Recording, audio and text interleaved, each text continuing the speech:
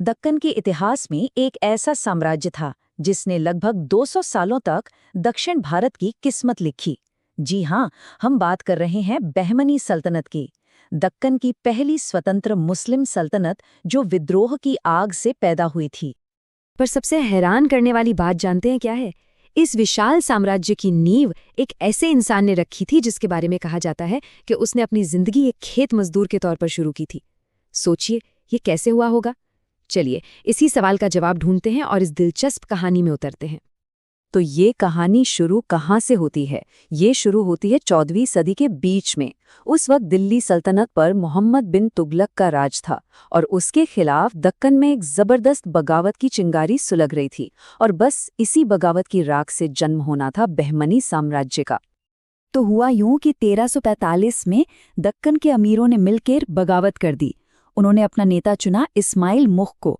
लेकिन इस्माइल को जल्दी समझ आ गया कि इस बड़ी लड़ाई को लीड करने के लिए जफर खान, जिन्हें हसन गंगू भी कहते थे, उनसे कई ज्यादा काबिल थे।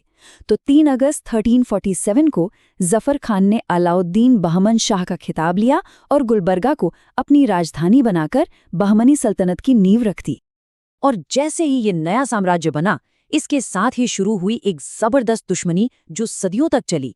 दक्षिण में उनका पड़ोसी था शक्तिशाली विजयनगर साम्राज्य, और इन दोनों के बीच वर्चस्व की एक ऐसी जंग छिड़ी जिसने अगले 200 साल तक दक्कन की राजनीति का रुख तय किया। तो ठीक है, साम्राज्य तो बन गया, पर एक बागी राज्य से एक मजबूत सल्तनत तक का सफर वो कैसे तय हुआ? बहमनी सुल्तानों ने आखिर ऐसा क्या किया कि उनकी सत्ता इतनी मजबूत हो गई? बहमनी सुल्तानों के पास एक तुरुप का इक्का था, एक ऐसी चीज जो उन्हें उस समय के बाकी राजाओं से बहुत आगे ले गई। वो थे भारतीय उपमहाद्वीप में बारूद और तोपखाने का इस्तेमाल करने वाले पहले शासक। सोचिए, 1368 में अडोनी की लड़ाई में जब उन्होंने विजयनगर के खिलाफ तोपों का इस्तेमाल किया होगा तो दुश्मन पर क्या असर पड़ा होगा। ये एक बहुत बड़ी मिलिट्री एडवांटेज थी। इस सल्तनत में एक से बढ़कर एक सुल्तान देखे और हर किसी का अपना अलग अंदाज था। एक तरफ थे मोहम्मद शाह प्रथम, जो विजयनगर के साथ अपनी क्रूर लड़ाइयों के लिए जाने जाते थे। तो दूसरी तरफ थे ताज उद्दीन फिरोज शाह, जो एक विद्वान थे, कई भाषाएं जानते थे।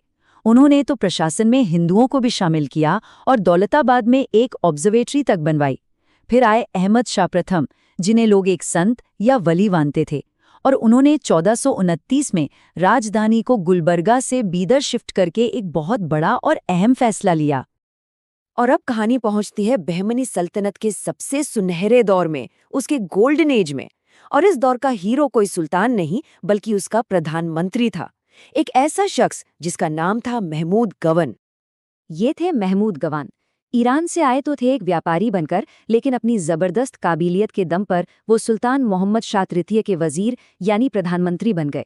और 1466 से 1481 तक असल में उन्होंने ही सल्तनत को चलाया और उसे उन ऊंचाइयों पर पहुंचाया जहां वो पहले कभी नहीं पहुंची थी।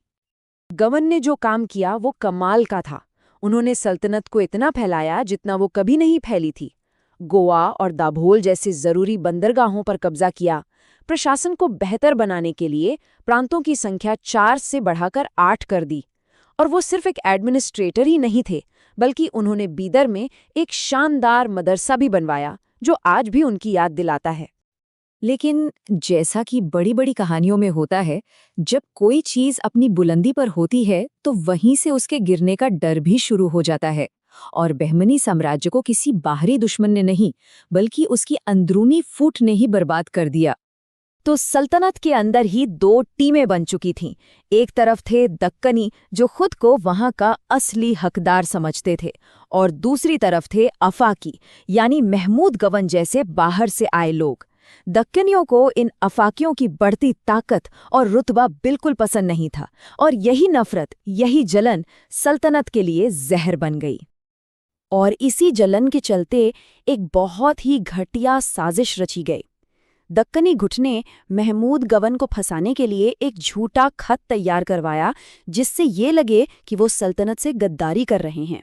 और उन्होंने सुल्तान के कान इतने भरे कि सुल्तान ने भी इस झूठ पर यकीन कर लिया। साल था 1481 और सुल्तान ने हुक्म दिया अपने सबसे काबिल और वफादार वजीर महमूद गवन को मौत की सजा देने का।